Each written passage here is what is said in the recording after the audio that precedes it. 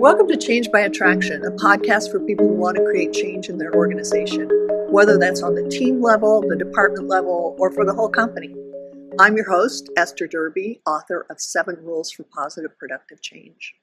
In 1936, Kurt Lewin, who was one of the pioneers of organizational psychology, distilled his insights on human behavior into an equation. Behavior is a function of the person and their environment. Nearly 90 years after he wrote that, the insight still holds. You may have heard me talk about it before, though I might be more inclined to say performance is an emergent property of the person and the environment they work in. But here's the problem. We've been taught to focus almost exclusively on individuals, their skills, qualities, characteristics, motivation. All of that is important. Individual people are essential, of course. People have skills, knowledge, ideas, curiosity, and agency. But they're only part of the equation, and we haven't been taught as much about adjusting the environment.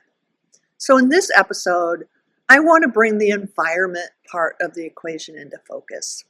Some researchers have broadened the definition of work environment to include less tangible aspects.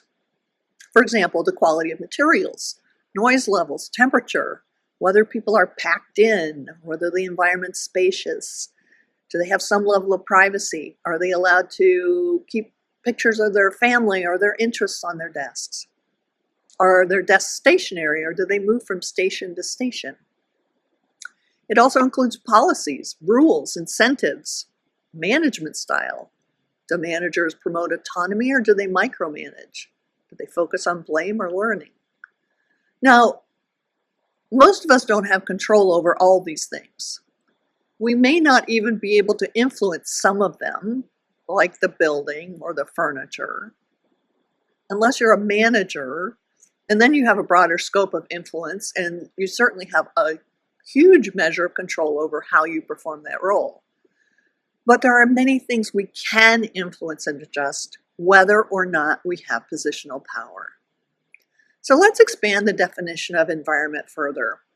When I talk about environment, that includes the information environment, or how ideas flow, aspects of the physical environment that we can control, the process environment, how people approach their work, the organizing environment, how people organize themselves around their work, the social environment, which is the relationships among people in the group, and the safety environment, which is about whether people feel like they can raise issues without repercussions. By acting on the environment, you can influence how a group does their work. You can make it easier for everyone to contribute creatively to solving problems. So I'll give you some examples of each of those aspects to make it concrete. So a junior programmer in a design meetings asks a question because he doesn't fully understand the discussion, or maybe because he sensed some confusion in the group. When his question was answered, it became evident that others were also a little confused, even if they didn't know it. They didn't understand all the options that were under discussion, which led to clarifying what options they were talking about, which was more than they had originally considered. And they cleared up how they were using some terms. So then the group could have a more productive discussion. The programmer who asked that question changed the information environment for that group, and the entire group was able to contribute more effectively. So here's an example of changing the physical environment.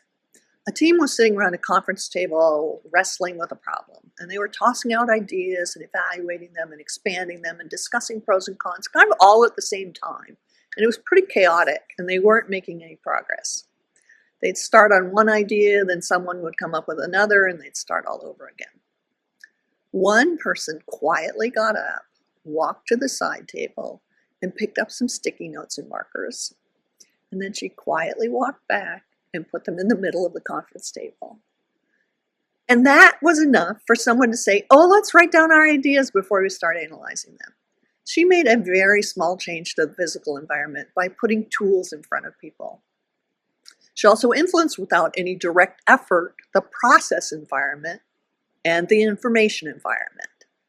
So the organizing environment, how people are organized around their work, is another one that we can influence indirectly sometimes. So a friend of mine tried to convince the team he was working with to try a Kanban board, and they weren't really interested. So he put up his own personal Kanban board and started tracking his own work. And that actually got more interest than his arguments. So pretty soon a couple of team members were tracking their own work on a Kanban board, and they experienced the benefits of organizing their own work that way. And after there were a few people who were interested in it, it was very easy for the team to adopt a team-level Kanban board. So we made a change to the physical environment by putting up his Kanban board, which changed the information environment, which changed the organizing environment, because they could see how their work was flowing through the team. And that influenced their information environment and eventually their process environment. As an aside, he was also using a powerful influencing technique by modeling the change rather than trying to talk everyone into it. So eventually his change with the Kanban board influenced the process environment. And often people try to do this directly by designing a new process or a new set of steps. Like some teams use their retrospectives to look at error rates and decide to handle testing differently. But more often, I see the process change organically as the result of a change in the information environment or the organizing environment. The social environment also has an impact on people. So for several years, I worked with a group of people to put on a conference. And each year we rotated roles. The year I was the project manager, we started every meeting with a little appreciation, just noticing something that someone had done over the past week. So for example, I might say, Johanna, I appreciate you for walking me through the hotel contract. The next year, the project manager dropped appreciations from our meeting. And after a while, I noticed that when something went wrong, people were a little short with each other. Things started to get kind of unpleasant, and the meetings were decidedly not fun. So I inserted myself at the beginning of the next meeting and appreciated one of my colleagues. And then I requested that we return to that practice. And before long, we were more kind to each other, even when things went wrong, because we knew that we all valued each other. It shifted our social interactions, and that in turn changed the safety environment.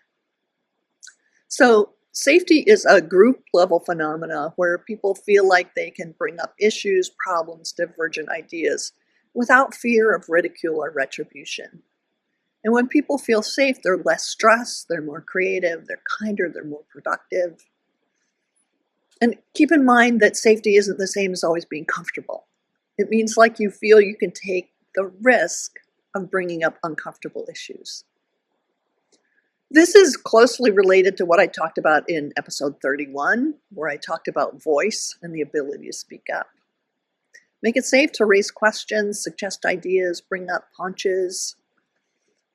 Even if you don't have authority, you can decide how you will respond when people bring up issues, problems, and ideas. You can decide to be curious, supportive, and empathetic.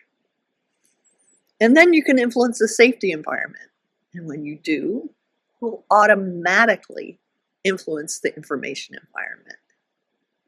So the environment isn't limited to the physical space we work in. There are many, many small ways that you can adjust the environment, whether or not you have a formal leadership role.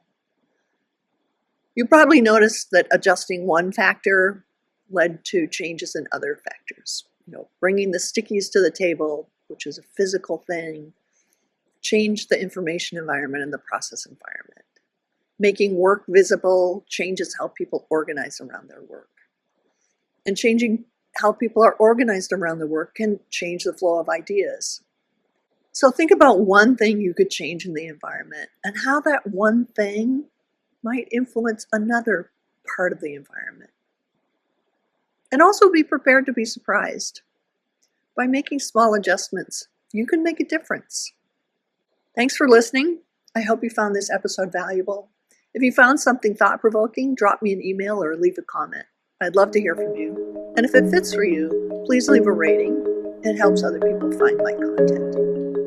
Until next time.